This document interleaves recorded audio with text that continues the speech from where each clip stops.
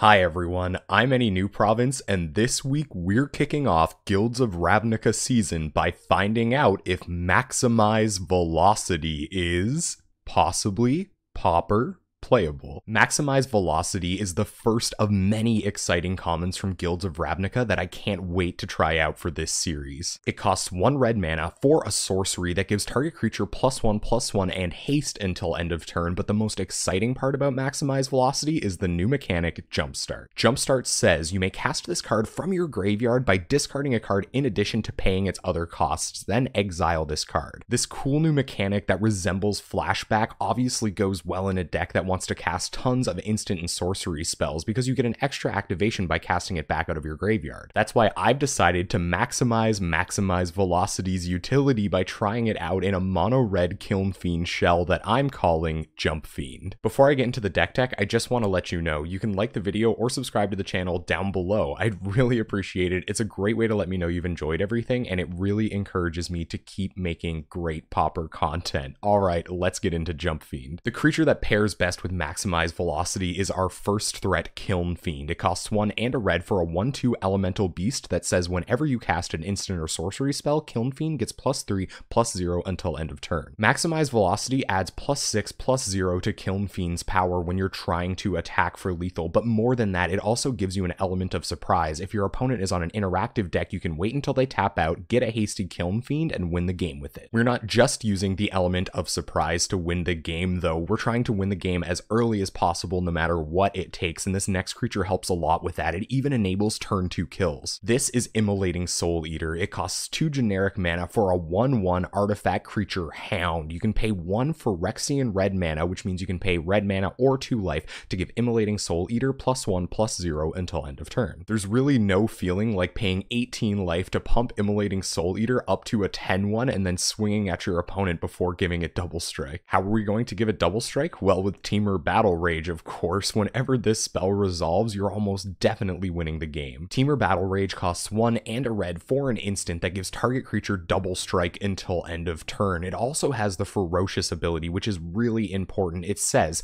that creature also gains trample until end of turn if you control a creature with power 4 or greater. Having this Ferocious ability on Temur Battle Rage to give our creature trample is amazing. It's pretty easy to get their power up to 4 or greater, and it means our opponent having a blocker for our creature doesn't really matter. Kiln Fiend really doesn't ask much of you to become lethal after resolving a Temur Battle Rage on it, but I've included some pump spells to make sure we get there most of the time. Our first pump spell is Brute Force. It costs 1 red mana for an instant that gives target creature +3/+3 until end of turn. Brute Force is really interesting with Temur Battle Rage because all you have to cast is Brute Force and Temur Battle Rage on a Kiln Fiend to make it lethal. I've also included 1 copy of Renegade Tactics over more Brute Forces because sometimes we just have to dig towards another threat. Renegade Tactics costs 1 red mana for a sorcery that causes target creature to be unable to block this turn. Then you draw a card. We've also got 4 copies of Mutagenic Growth, another great enabler for winning in those first couple of turns of the game because it's technically free. Mutagenic Growth is an instant that costs 1 green Phyrexian mana, so we're always paying 2 life for this, and it gives target creature +2/+2 until end of turn. Because mono red isn't as good at churning through its deck as other colors, we've included some more threats just in case we have to go on a plan B beatdown plan. Our first alternative threat is another brand new Guilds of Ravnica common and a card I can't wait to try out. It's Piston Fist Cyclops, and it costs 1 and 2 hybrid Izzet mana. Piston Fist Cyclops is a 4/3 defender, which I know it sounds really bad for a deck that wants to attack, but that's because it has this second ability. As long as you cast an instant or sorcery spell this turn, Piston Fist Cyclops can attack as though it didn't have defender. A lot of mono red Kiln Fiend decks will run prowess creatures like Mage Ring Bully. I never felt very good resolving those creatures because you had to do so much more work to make them into a good threat. Piston Fist Cyclops doesn't ask very much of you, and it attacks for a ton. We also have 4 copies of Gitu Lava Runner, which costs 1 red mana for a 1/2 human wizard, and as long as there are 2 or more instant or sorcery cards in your graveyard, Gitu Lava Runner gets +1/+0 and has haste. There are so many free spells in our deck, it's not unreasonable for Gitu Lava Runner to come down and start attacking on turn 1. If Mutagenic Growth was one of those free spells you cast, it's attacking for 4, maybe even sometimes 6. I like Get to Lava Runner over the other prowess creatures because of how proactive it is. This thing starts pressuring your opponent as soon as turn 1, and it's just another creature they have to answer while they're not answering your Kiln Fiend or Immolating Soul Eater. Like I said earlier, red isn't as good at churning through its deck as other colors, so we've included some card filtering to make sure that we can find our threats on time. Our first piece of card filtering is Gitaxian Probe. It costs 1 blue for Phyrexian mana, which means we'll always be paying 2 life for this. It allows you to look at target player's hand and then draw a card. I mentioned that winning by surprise is kind of important for a deck like this. That's why Gitaxian Probe is so powerful here. You get perfect information about what answers your opponent might have before you go all in on a single creature. We're also running 3 copies of Faithless Looting, which costs 1 red for a sorcery that allows you to draw 2 cards, then discard 2 cards. You can flash it back out of your graveyard by paying 2 and a red. Faithless Looting synergizes so well with the Jumpstart mechanic. We can turn those Jumpstart cards into new cards in our hand and then cast them out of our graveyard when the time is right. Even though we're not trying to be super proactive about our opponent's creatures, we are running a tiny bit of interaction in 3 copies of Gutshot. Gutshot costs 1 Phyrexian red mana, and hey, we don't have to pay 2 life for this one every time. It's an instant that deals 1 damage to any target. Gutshot is really good insurance against things like Tireless Tribe and Spell Stutter Sprite, but more than that, it's just a great efficient damage spell that we can send at our opponent's face on a combo turn. Our last non-land card is Simian Spirit Guide. While Kiln Fiends and Immolating Soul Eaters are going to get to do the killing on turn 2, Simian Spirit Guide is the star that allows that to happen. Simian Spirit Guide costs 2 and a red for a 2/2 Ape Spirit. You can exile it from your hand to add 1 red mana to your mana pool. Of course, it feels amazing to be able to kill your opponent on turn 2 by accelerating out a creature on turn 1. Still, I'm happy Simian Spirit Guide is a creature. If our opponent has answered our board for the entire game, top decking one of these might give us the only threat we need to close things out. Alright, let's have a look at this mana base. Nice and simple, just 17 basic mountains. All of them are coming in untapped, allowing us to do our crazy things on turn 1 and turn 2, and there isn't too many of them to clog up our hand as the game goes long. Okay, let's have a look at this sideboard. First, we have 3 copies of Electrickery for wrathing the board of X1s. We have 2 copies of Flame Slash for when our Gutshots just won't do the trick.